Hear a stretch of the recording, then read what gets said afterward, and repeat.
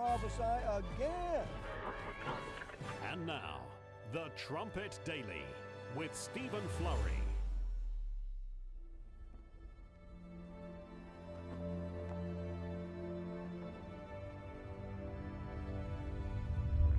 Welcome to a new era of American leadership in space. This is not a test. This is a day when all Americans from every walk of life unite in our resolve for Mr. justice. Gorbachev, tear down this wall. Congress passes the most sweeping civil rights bill ever to be written into the law, and thus reaffirms. All step for man, one giant leap for man. It specifies the unconditional surrender of the past. Gasoline engines, the Wright brothers took to the air. The world soon followed. May, indeed, will be called the electric age. 407 years ago, our fathers brought forth from his son To form a more perfect union and justice. In the course of human events, it becomes necessary for declared that these united colonies are, and of right ought to be, free and independent states.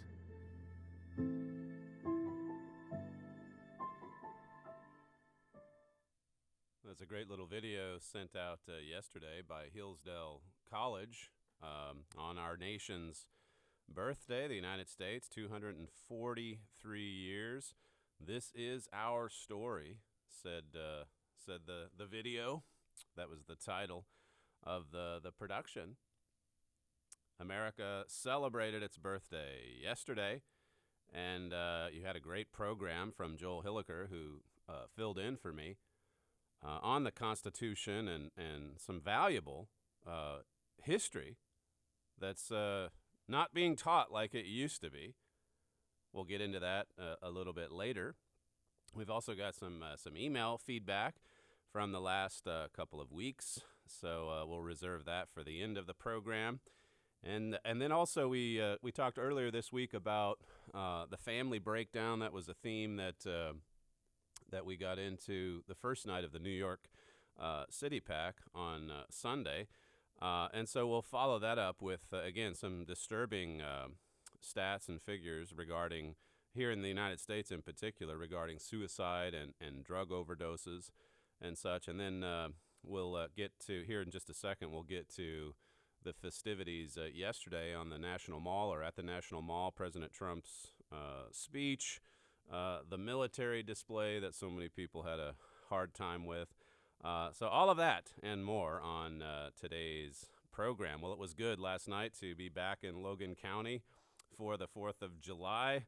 Logan County, where there's, you pretty much have unrestricted access to all kinds of explosives. They probably put a cap on it at some point as far as the amount of TNT, but I think I singed the tip of my thumb lighting off all the fuses last night with a few family and friends there to enjoy the spectacular display here in Logan County. There was an interesting story, I think this was from an Oregon newspaper, about how Americans do view the 4th of July as a day for parades and barbecues and, of course, fireworks.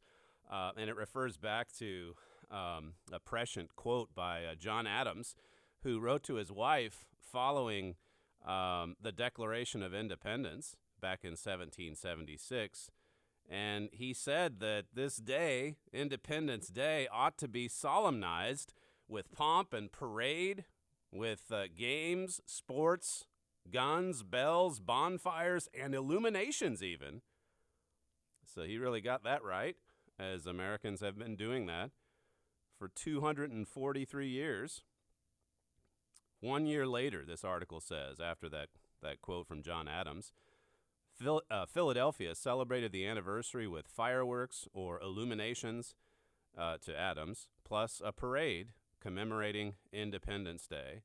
So, of course, we've gotten away from quite a lot of the history, but there is still quite at least with respect to an American holiday, there is more of an emphasis on history with July 4th than with other days, for sure. But just like with Thanksgiving, it's all become more about the barbecue or the eating than about remembering that history. But again, this was, I thought, interesting just how much Americans love fireworks. It says here in this article, Americans shoot off almost 1 pound of fireworks each year for every adult. 1 pound of fireworks for each adult in the United States. And it shows how that it's even moving away from, the big displays that are put on by universities or, Macy's had the big parade yesterday, followed by the fireworks. Of course, the celebration there at the National Mall where they put on these spectacular displays. But this article brings out how that more and more it's just the individuals at the small gatherings that are staying home to fire off their own fireworks instead. I think truly a reflection of the American spirit.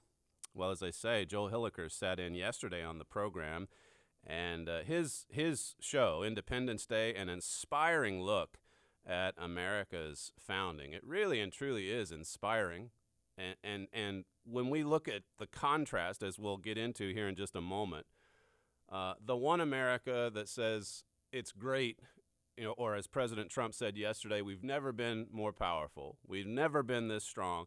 And then the other America, the other side, the other half that says, well, America's not so great. And if maybe it's okay, as the New York Times put it, but we're certainly not going to say it's great because there's just too many problems. Because we're not like Sweden yet or some other socialist nation. You'll see that contrast, and really both sides get it wrong because they leave God out of the picture. They leave God out of the history. They don't know about that history. They don't know about Bible prophecy. They don't know why Manasseh came upon all of these fabulous blessings of wealth and prosperity. But what a contrast between these two sides. My father's made the point in Great Again and in articles relating to it. He's made the point that we're certainly going in a little bit of a different direction than we were under those 8 years with Barack Obama at the helm. President Trump's Salute to America speech, it was yesterday at the National Mall in Washington, D.C., and as part of the ceremony or the celebration, he had these flyovers from B-2 stealth bombers, F-22s. I think even the Air Force One made a pass, and then the ceremony concluded with the Blue Angels. And Real Clear Defense had this to say: Trump's show is gearing up to be a fantastic display of U.S. defense capabilities. This was written before the ceremony. It talks about the aircraft and also the M1 Abrams tanks. I think there was just 2 or 3 tanks there on display at the National Mall. But it says here at Real Clear, it will not just be a show of military might, however. The presence of these American-made defense machines will also serve as a reminder of the president's commitment to bring manufacturing jobs back to the U.S. All of the products that will be exhibited are made in the U.S. Every single tank, every single jet, every single vehicle will have been crafted by American hands using American metals. And this is something that he campaigned on, remember. He's going to bring those manufacturing jobs back to the United States. Real Clear says, since Franklin Delano Roosevelt, no president has dedicated as much attention to the status of the American industrial base as Donald Trump. You could say that this is why he was elected, because he reached out to the American industrial base. Barack Obama, remember, was saying that those jobs, those manufacturing jobs that left the U.S., he said they're not coming back. What a contrast. 2 messages. One leader says they're not coming back, you just got to get used to it. And another that says, yeah, we're going to bring them back. Those jobs are going to return to the U.S. It says by confronting the predatory trade behavior of countries like China, upping defense expenditures, slashing regulations, and cutting tax burdens. His presidency has restored America's industrial backbone. It's a temporary resurgence, remember. That too is prophesied. It says it's no wonder that for 9 straight quarters, U.S. producers have expressed record levels of optimism in the National Association of Manufacturers regular survey. So there's optimism in manufacturing right now because the president is abroad often fighting for the American worker, fighting for fair trade. So it wasn't just flexing America's military might. It also had something to do with manufacturing. The celebration yesterday, and of course the media reaction to it in the lead up to the speech and the lead up to the ceremony, just hysterical. This is a little montage that Fox News put together, clip 6. And this is nauseating, Chris, because this is not just obnoxious tackiness. This is actually dangerous because it's fundamentally un-American. The message is a threat. I suspect that the threat is to his fellow Americans. And I hate to say that, but I think that Donald Trump styles himself a tyrant. I think more of a sign of his just neediness and his insecurity. And there's a certain silliness about this as well as obnoxiousness. Critics concerned the president's hijacking the holiday, putting politics over patriotism and forcing taxpayers to foot the bill. 4th of July on the National Mall has been a tribute to universal American themes. This year, by design, it will be much more about him. For lack of a better word, it's very Soviet. It was about bolstering himself up, looking like a dictator from another nation. So all of the the hysterical reactions there coming from the mainstream media, and then you get to the ceremony itself, and the president gave another excellent speech, and it was really free of politics. It was just pro-America.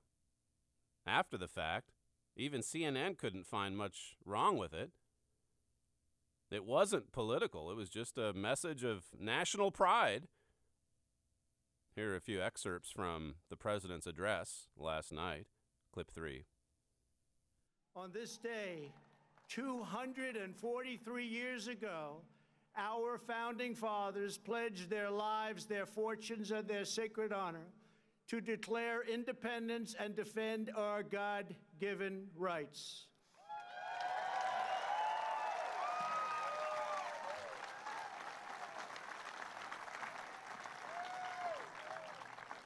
Thomas Jefferson wrote the words that forever changed the course of humanity. We hold these truths to be self-evident, that all men are created equal, that they are endowed by their Creator with certain unalienable rights, that among these are life, liberty, and the pursuit of happiness.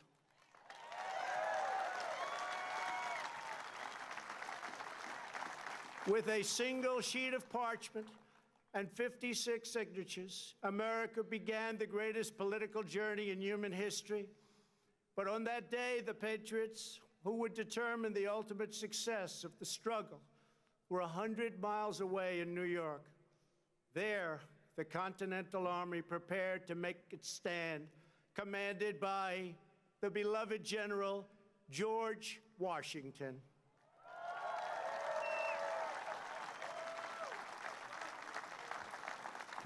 As the delegates debated the Declaration in Philadelphia, Washington's army watched from Manhattan as a massive British invading fleet loomed dangerously across New York Harbor. The British had come to crush the revolution in its infancy. Washington's message to his troops laid bare the stakes. He wrote, "The fate of unborn millions will now depend under God on the courage and conduct of this army. We have therefore to resolve to conquer or die."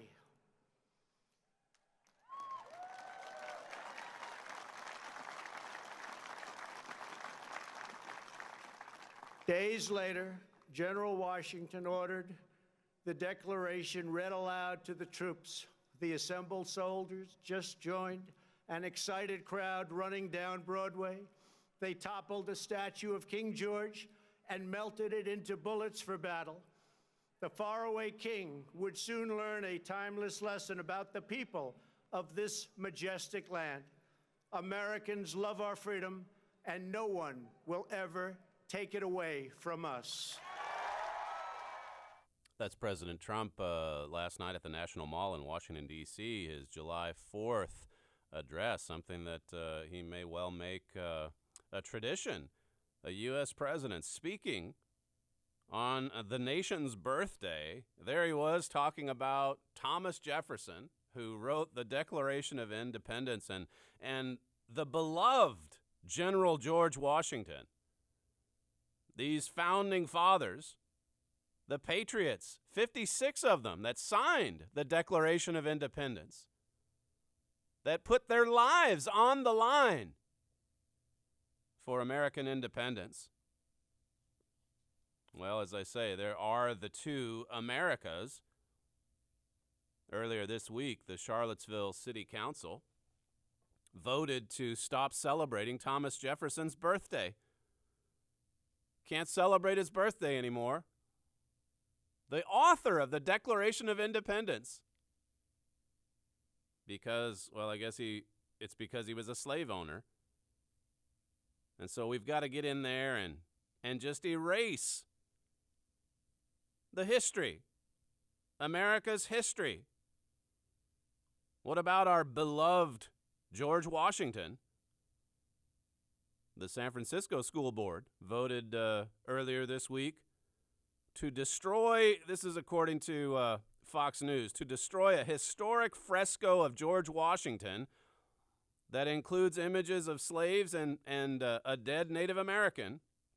So here's this historic fresco with Washington in the scene, and they've just got to destroy it. They have to destroy it. They have to do this to correct the wrong, I guess.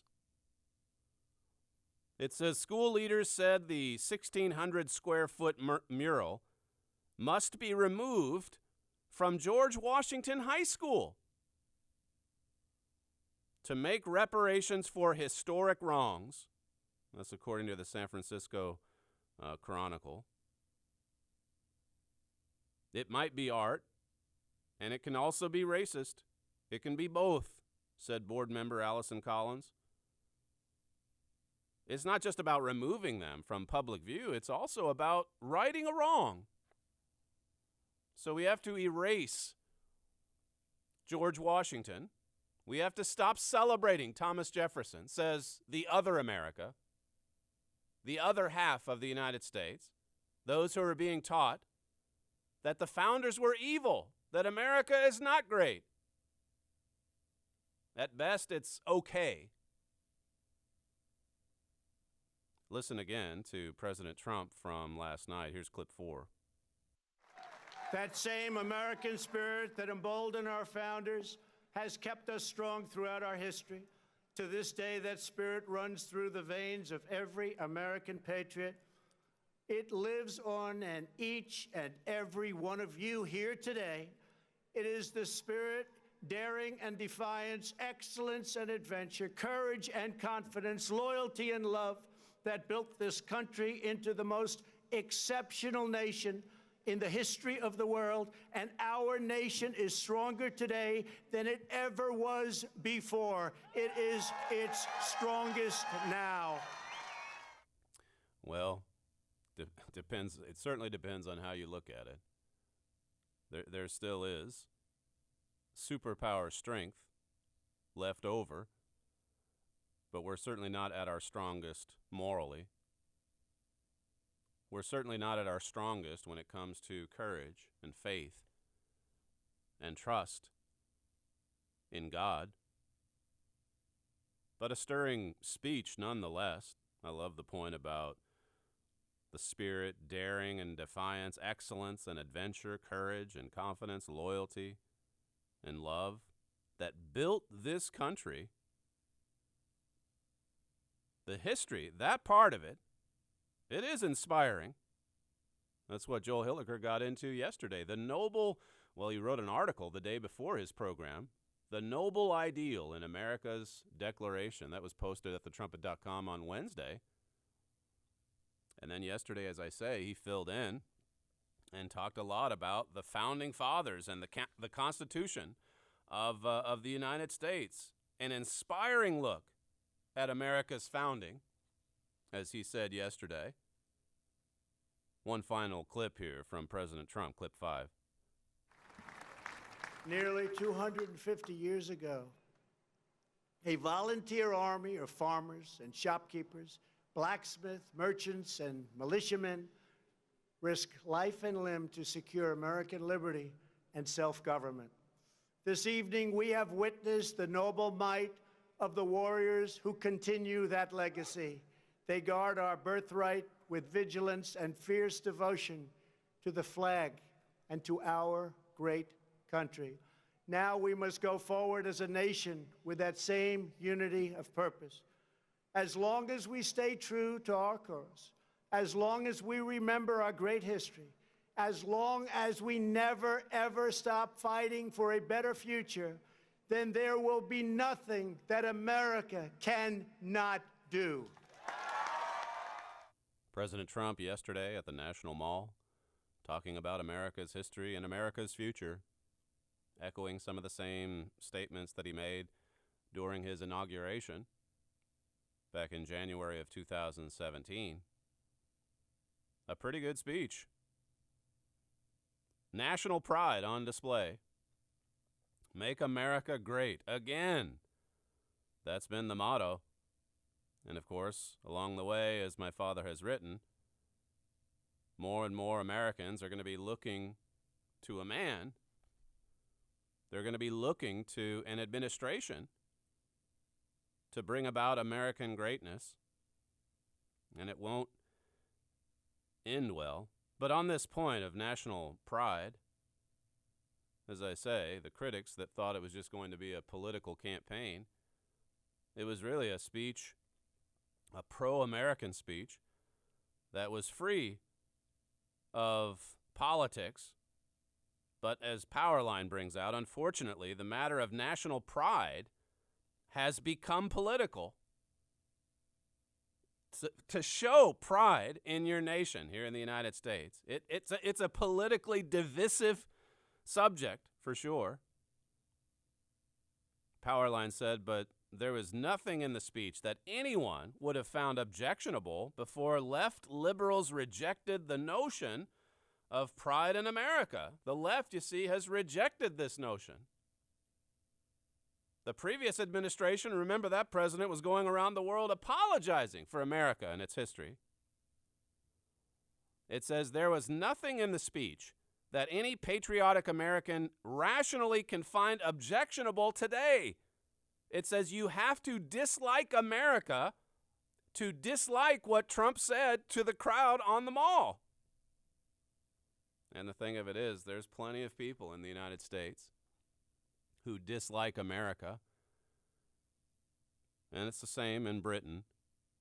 There's plenty of people who dislike Great Britain, certainly the history with the British Empire. I'm going to play, this is a longer clip from the New York Times. It goes on, I think, for about 4 minutes. But this is a video put together by the Paper of Record. This is, I guess, the leading paper in the United States. And they're arguing in this video, please stop telling me America is great. Stop it. Stop saying the nation is great. Here's clip 2. America, the greatest country on earth. A narrative packed and sold to tiny patriots, reinforced by every cartoon, movie, cheeseburger, and mattress sale. Guaranteed. A mythology so entrenched, our most beloved personalities urge us never to question it. Don't let anyone ever tell you that this country isn't great. This right now is the greatest country on earth. Greatest country God ever gave me. You're the greatest country in the world, I'll tell you that. No, America's the greatest country in the world. But what if we did question it? Now, hold on, patriots. I know what you're thinking. America's done some pretty great stuff. And you're right. We built a democracy, walked on the moon, and we built universities so prestigious that even Taliban warlords send their kids. And we are still very patient. By the time the Cold War was waning and baby boomers were booming out their own babies, it truly felt like we were the greatest country on earth. Now, listen, of course, there's no single way to measure greatness, but one good test is how we rank in the OECD, which is basically a golf club of 36 countries, predominantly wealthy, Western, and democratic. And unlike most golf clubs, this one's got some diversity too.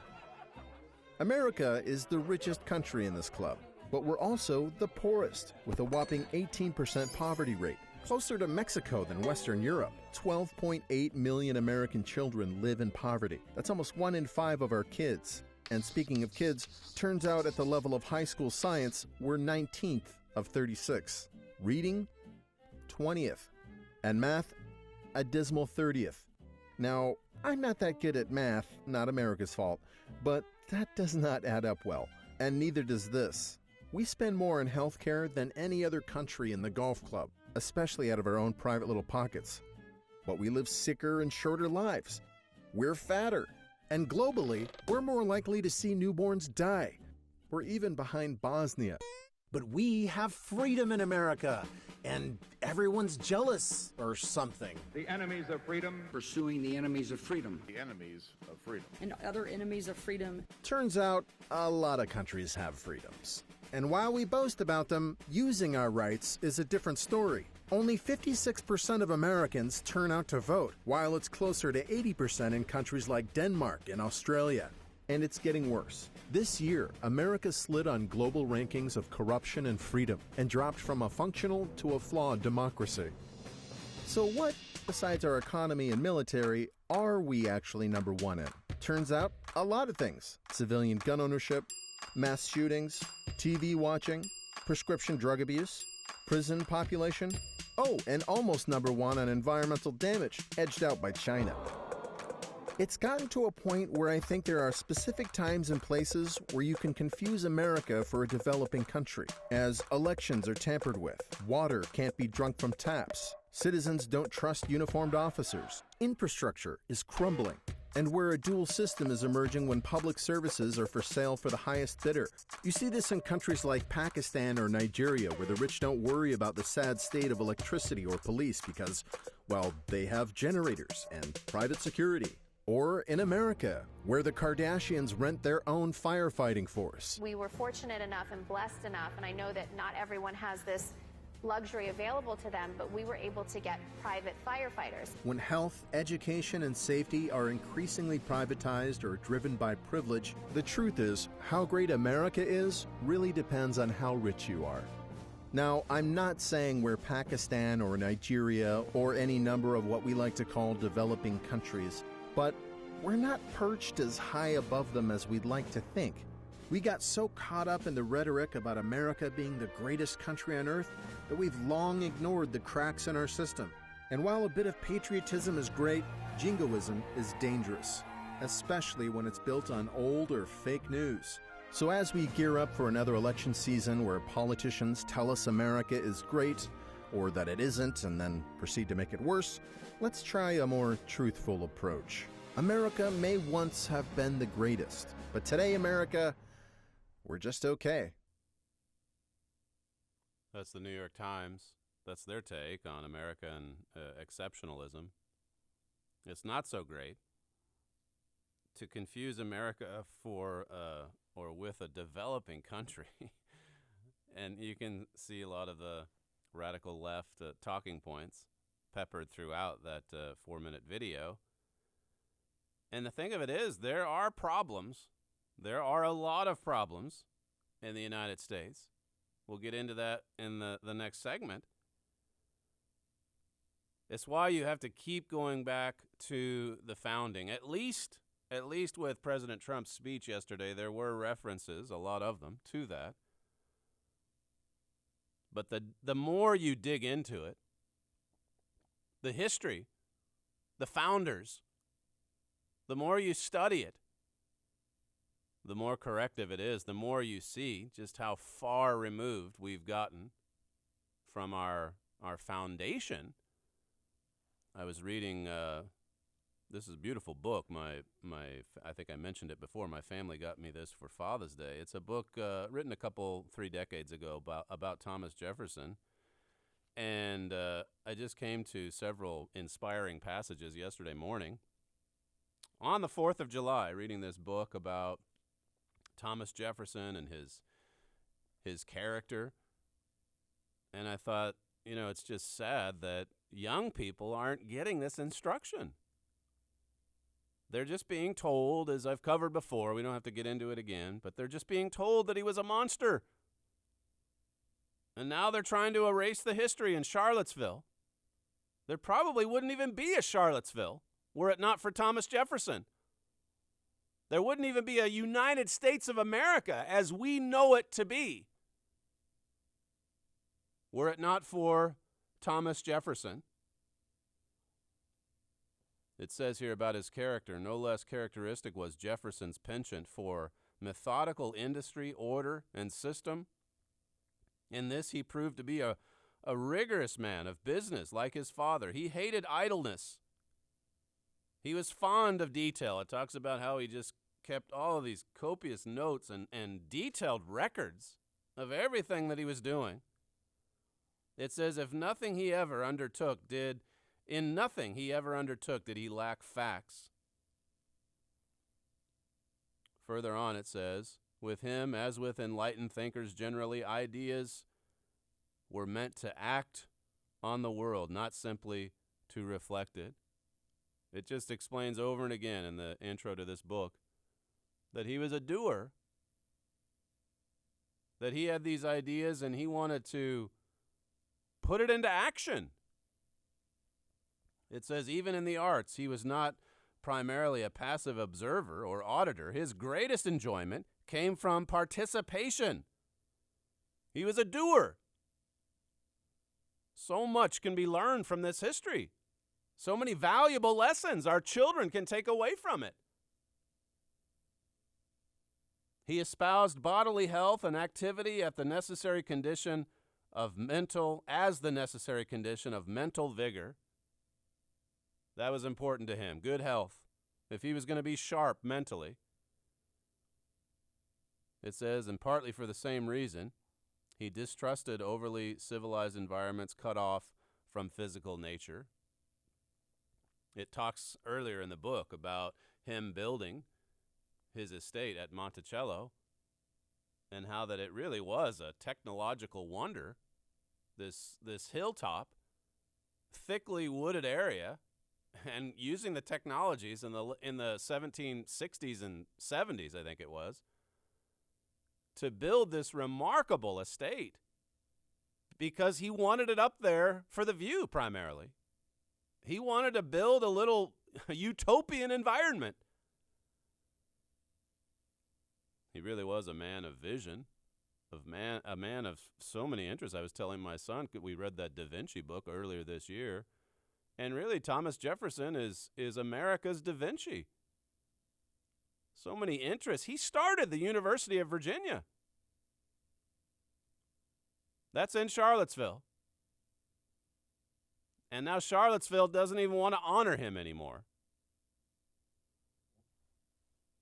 Two Americas. One that says America's great,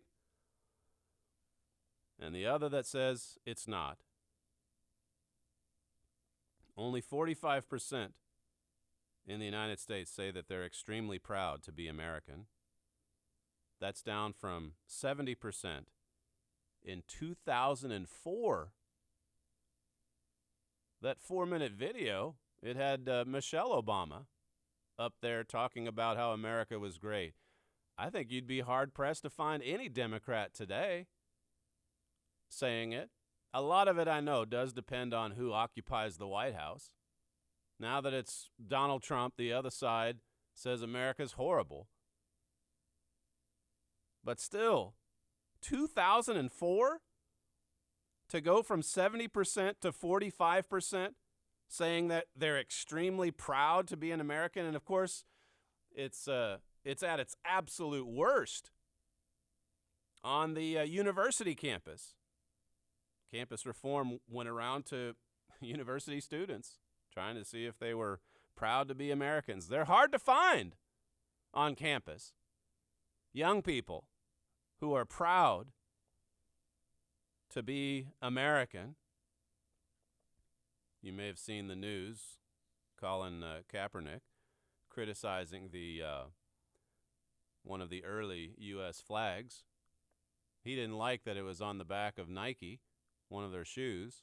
So Nike gets behind Colin Kaepernick and does away with the shoe. Got to get rid of it. You can't have the U.S. flag on the shoe.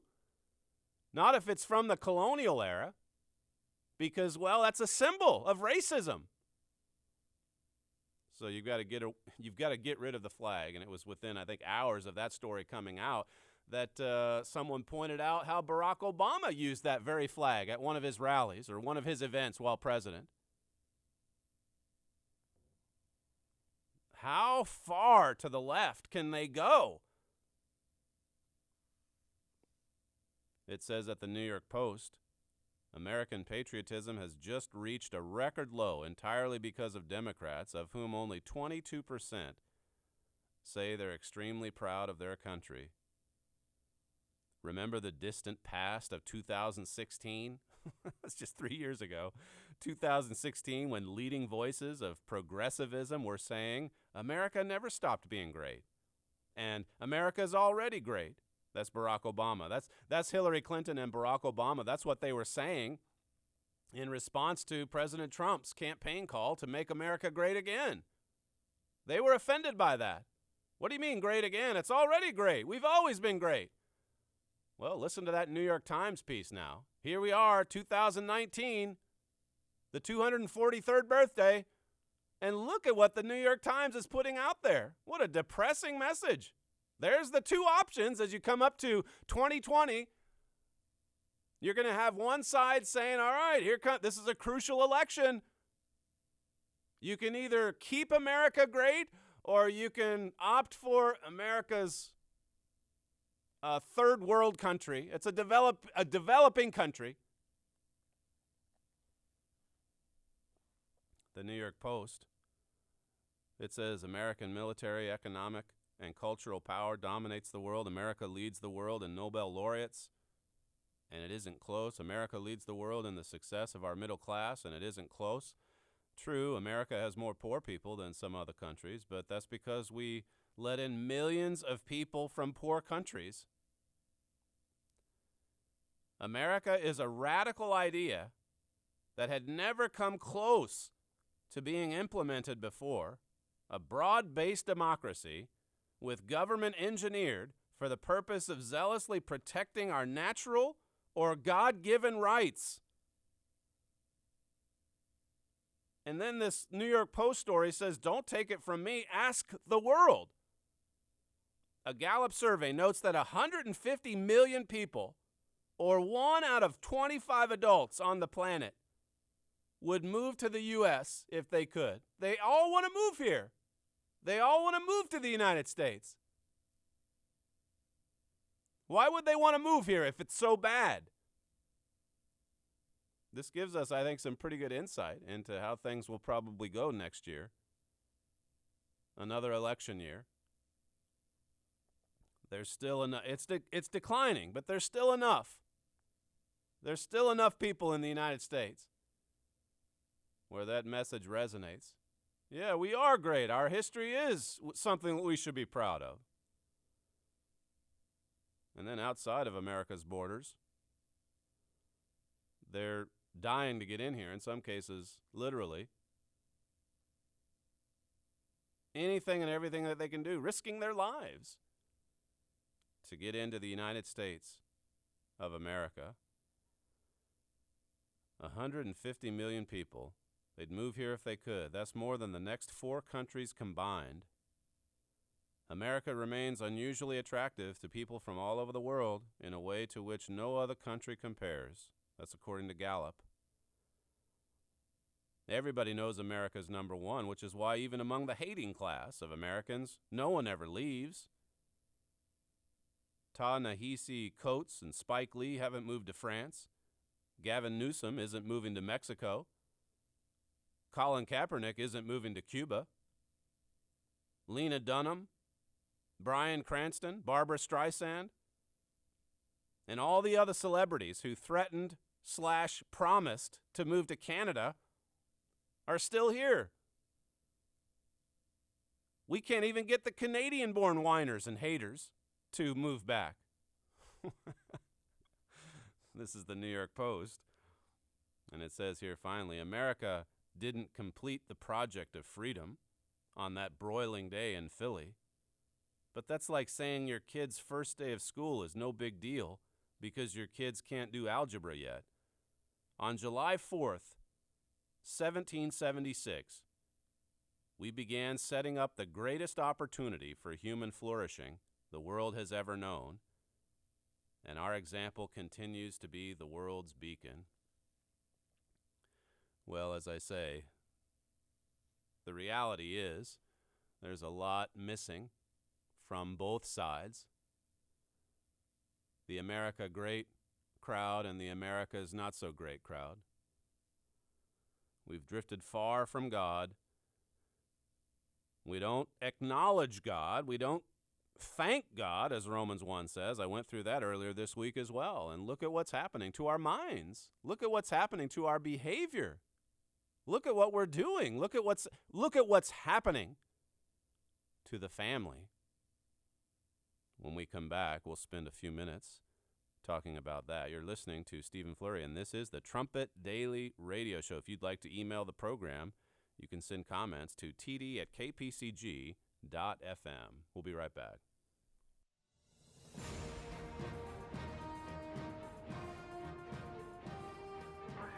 This is KPCG-FM, and this is the Trumpet Daily. A turning point in recent history has gone almost entirely overlooked. Since that time, an unseen cause has brought about national and world troubles in unprecedented fashion. Crises are intensifying as never before. In our generation, we are seeing radical changes to culture, family, education, religion, science, finance, politics, international relations. Everything has been affected. You cannot understand events without recognizing this unseen cause. The United States has been shaken in astonishing fashion. Have you wondered why the world's #1 superpower is declining so rapidly? Are you concerned about where the current administration is leading this country? The Bible provides penetrating insight into the invisible cause of society's decline. America is prophesied to fall before it rises again. The Bible also gives extraordinary insight into how that fall will come about.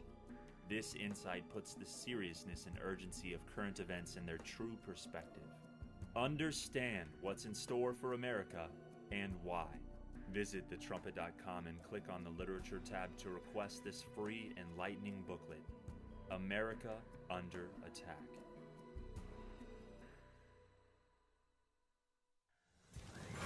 The Trumpet Daily. I think what I'll do to finish up today's show is I'll forego the material that I had on the breakdown of the video. That is something we've discussed even this week. And just instead go through this short article about Iran and its new aggressive belligerence. This was something that Brent sent over from Jerusalem a few days ago, and I haven't taken the time to get into it just yet. So we'll go through this quickly and then conclude with a few emails here. But this is a piece from, I believe it's the Wall Street Journal, if I'm not mistaken, or maybe one of the papers in Israel. But this is Michael Doran writing about why Iran is lashing out the way that it is. People think that it's just mainly because of the sanctions, but he says here the sanctions being reimposed by the United States, that is, because the U.S. pulled out of the JCPOA. But it says here, Ayatollah Ali Khamenei, the supreme leader, is provoking a crisis to imbue European leaders with fear of war and economic disruption so that they will lobby the U.S. to give Iran what it wants. Mr. Khamenei timed the pressure campaign so that that's the bombing of the oil rigs, and then, of course, they took down one of the U.S.'s drones. But it says it was all timed in the lead up to this Group of 20 summit in Japan last week. Specifically, it says Mr. Khamenei wants 7 waivers by August 1.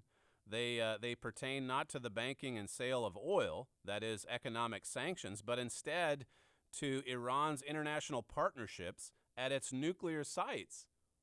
So really, it's more about it holding on to what it needs to be able to build a nuclear bomb. This is what's most important for the supreme leader, for the mullahs. They don't care about their people.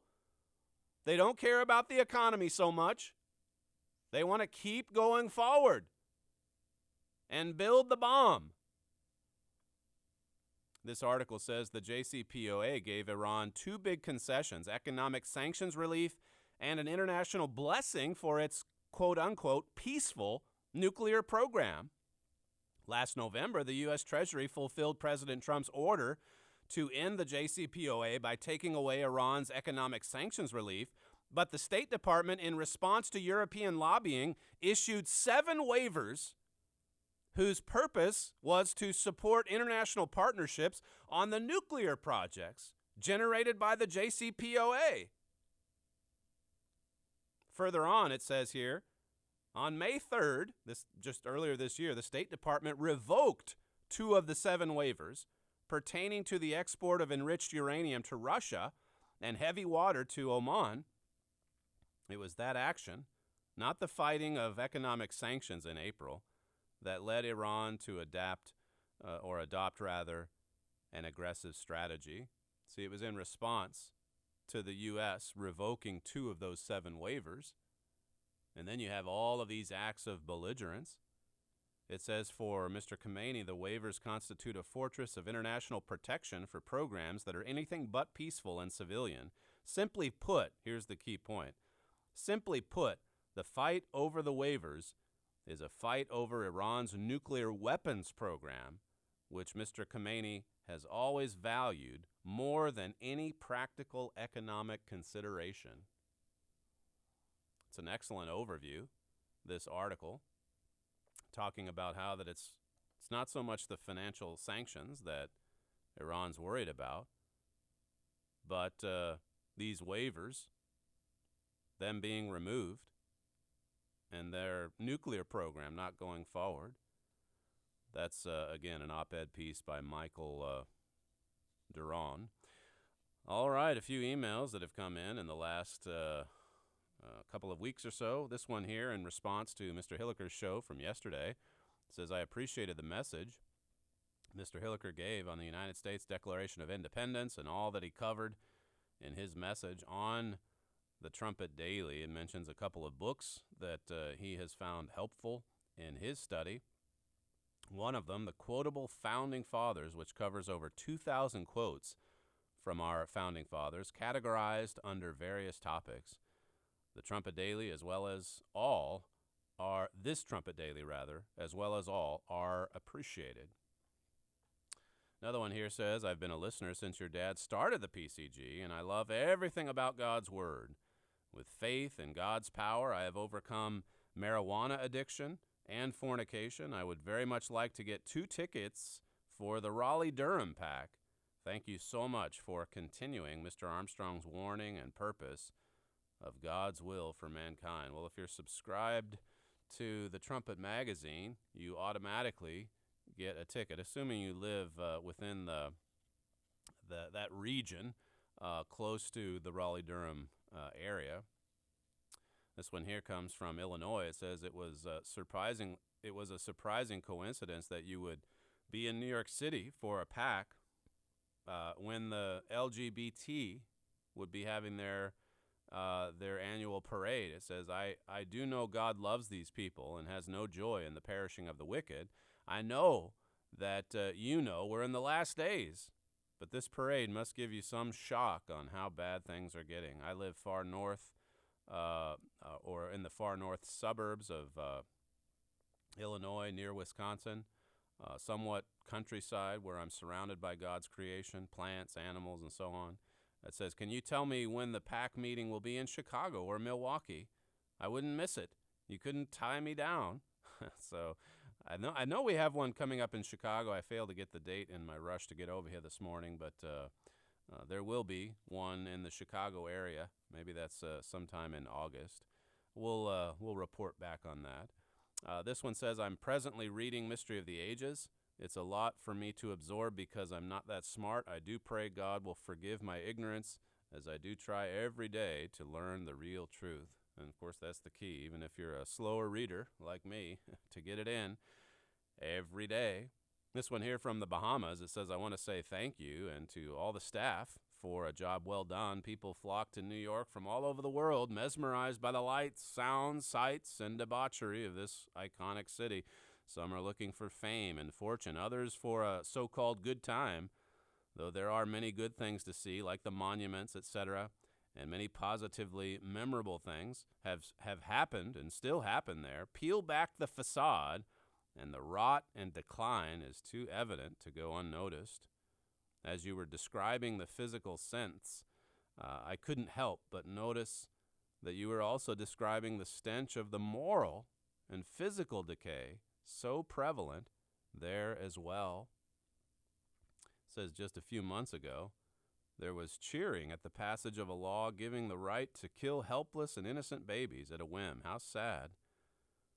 But though just a sliver for now, thankfully the PAC was able to, for a few hours, bring a message of light, life, and hope in advance of a time when this same pure light will bathe New York and the whole world at the return of Christ.